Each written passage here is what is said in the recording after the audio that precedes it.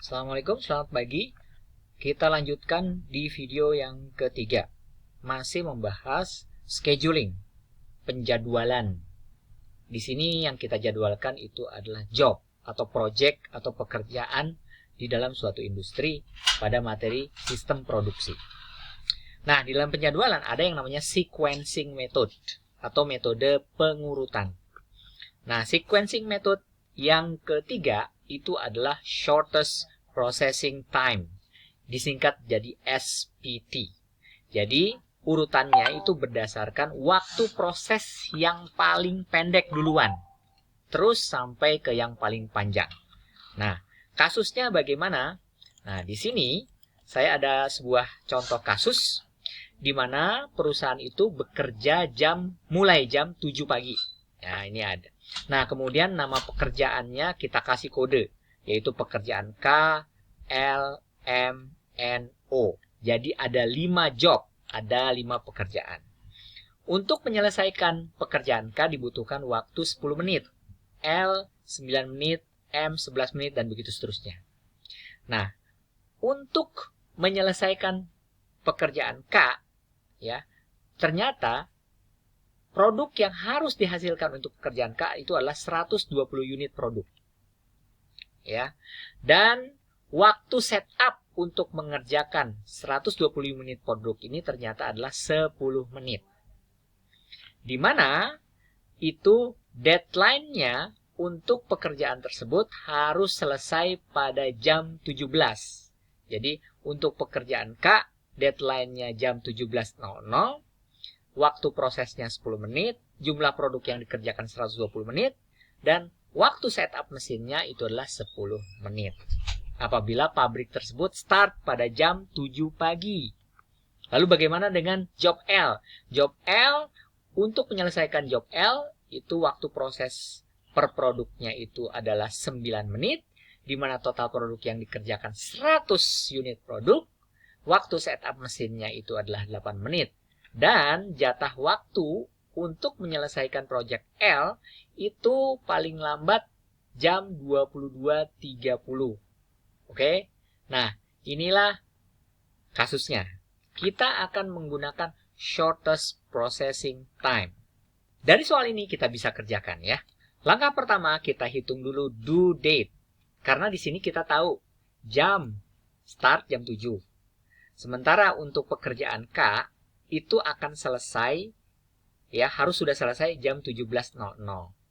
Berarti berapa jam waktu yang tersedia untuk menuntaskan pekerjaan K? Sederhana. Due date-nya itu adalah selisih antara start jam 7 dan selesai jam 17. Berarti kan 17 dikurangi 7. Sehingga didapatkan untuk menyelesaikan project atau job K itu sebesar 10 jam. Ya. Kemudian untuk menyelesaikan project L atau job L itu berapa lama? Ya udah 22.30 dikurangi 7 sehingga didapatkan 15.30 jam. Ya. Untuk project M itu didapatkan 14. Didapat dari 21 kurang 7. Ya. Kemudian yang berikutnya project N. Dan yang terakhir adalah O. Sehingga kita dapat tuh, proyek K dapat dituntaskan 10 jam, proyek L 15,30 jam, dan begitu seterusnya. Langkah berikutnya, kita buat tabel ini. Di mana job kita tinggal pindahkan dari soal, sudah diketahui. Waktu pembuatan produk per unit kita pindahkan. Jumlah produk yang harus dikerjakan kita pindahkan dari soal. Setup time juga sama, kita pindahkan. Nah, yang perlu kita cari itu adalah processing time dalam minute.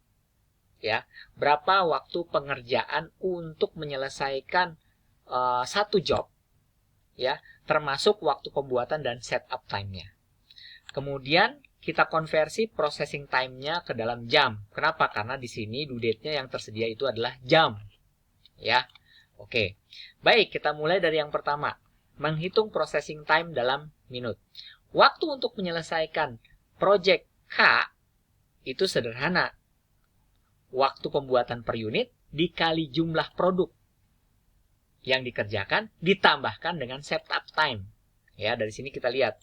Kalau kita ibaratkan waktu pembuatannya itu adalah A, kemudian produk kuantitinya itu adalah B, setup time-nya itu adalah C, maka untuk menghitung processing time atau D itu adalah A dikali B ditambah C. Sehingga untuk menentukan processing time pada job K itu adalah 10 dikali 120, hasilnya ditambahkan 10. Jawabannya itu adalah 1210 menit untuk menyelesaikan job K. Yang kedua juga sama. Processing time untuk job L itu berarti 9 dikali 100, 900 ditambah 8. Sehingga hasilnya adalah 908. Lakukan yang sama untuk project atau job M, N, dan O. Sehingga dapat semuanya. Kemudian langkah berikutnya, karena di sini kita batasnya jam, maka kita konversi dari processing time minute ke jam. Untuk merubahnya ke jam, ya gampang. Processing time yang 1210 dibagi dengan 60. Kenapa? 1 jam itu 60 menit. Sehingga kita dapat 1210 20,17 jam untuk project K. Lakukan hal yang sama untuk L, itu didapat 15,13 jam untuk yang L. Lakukan hal yang sama dibagi 60 untuk M, N, dan O. Nah, inilah processing time dalam jam. Jadi, untuk menuntaskan job K dibutuhkan waktu 20,17 jam. Untuk menuntaskan job L dibutuhkan waktu 15,13 jam. Ya. Nah, terkait dengan due date, itu kan sudah kita hitung sebelumnya. Di mana due date itu adalah selisih dari waktu mulai kerja terhadap deadline untuk job K. Deadline-nya kan jam 17, waktu mulai kerjanya jam 7. Sehingga 17 kurang 7. Sehingga dapat due date-nya di sini adalah 10 dari sini. Lakukan hal yang sama untuk project atau job L, M, N, dan O. Nah, dapat seperti ini. Nah, kita review. Jadi untuk job K, waktu pengerjaannya adalah 1210 menit atau sekitar 20,17 jam, di mana batas job ini harus tuntas itu harus dikerjakan selama 10 jam. Baru kita lakukan perhitungan metode SPT, Shortest Processing Time. Nah, di sini kan ada waktu-waktunya nih. Kita cek processing time-nya. Dari K, L, M, N, O, dan processing time-nya masing-masing. Karena sesuai dengan namanya, shortest processing time, kita mulai dari waktu proses yang terpendek. Nah, di antara 5 ini yang paling pendek itu adalah O. Berarti kita mulai O duluan. Kemudian setelah O, yang terpendek berikutnya 11,8. Ini N. Berarti yang di sini adalah N. Oke. Setelah itu yang terpendek lagi adalah 14. Berarti M. Nah, kemudian yang berikutnya adalah L dan yang paling besar adalah K. Berarti di sini L, kemudian di sini adalah K. Jadi urutan ini dibuat berdasarkan kepada processing time mulai dari processing time yang tercepat sampai yang terlambat. Oke. Nah, otomatis bagaimana dengan processing time dalam jamnya ya? Kita tinggal pindahkan. O itu kan processing time-nya 10,68 ya. Tinggal kita pindahkan ke sini.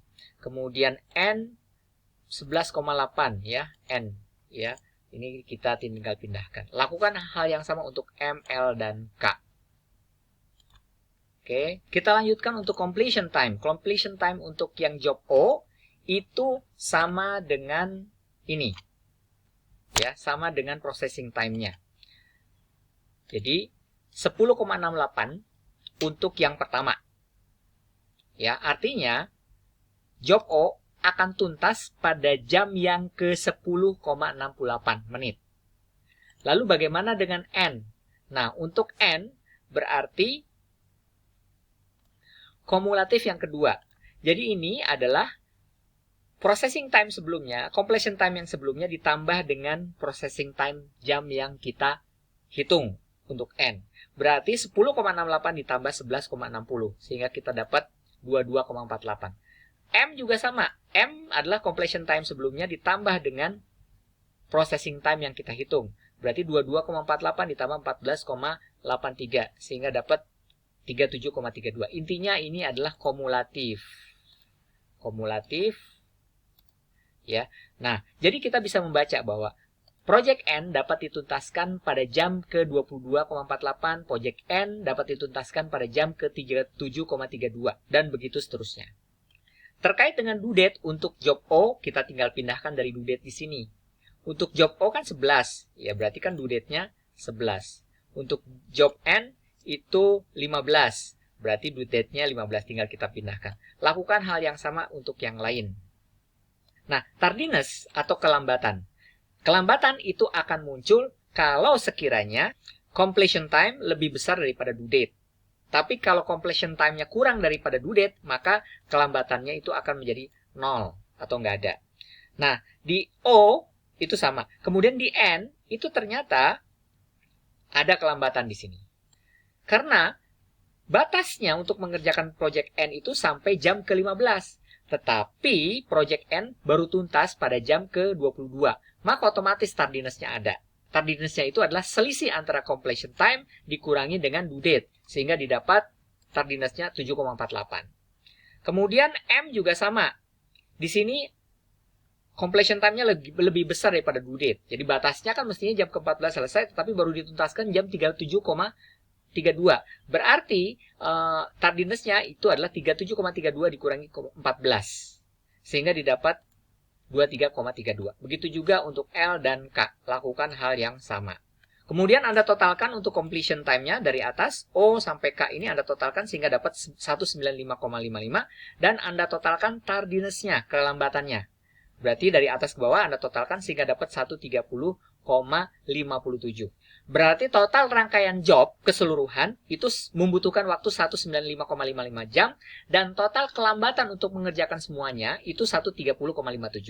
Biasanya di soal dicari rata-rata flow time-nya. Rata-rata flow time itu mudah. Yaitu completion time dirata-ratakan. Sehingga di sini didapat dari 39,11. Itu dari mana? 195,55 dibagi dengan jumlah job yang ada 5. Dapat 39,11. Jadi rata-rata industri itu menyelesaikan seluruh rangkaian job 39,11 jam. Kemudian rata-rata kelambatan ini kita cari. Ya mudah, total tardiness kelambatan dibagi dengan 5 job tadi. Yaitu 130,57 dibagi 5. Sehingga di sini kita dapatkan 26,11. Rata-rata kelambatan perusahaan tersebut adalah 26,11 jam. Kelambatan yang terbesar, ini sepertinya yang 62,62. Ya, maksimal. Berarti kelambatan terbesarnya itu adalah 62 jam. Number of tardy job, jumlah pekerjaan yang terlambat. Berarti pekerjaan yang ada tardiness-nya. Yaitu pekerjaan N, M, L, dan K. Ada 4. Berarti number of tardy job-nya itu adalah ada 4. Inilah metode shorter processing time pada sequencing atau pengurutan untuk scheduling berdasarkan kepada job yang dikerjakan oleh perusahaan. Semoga bermanfaat.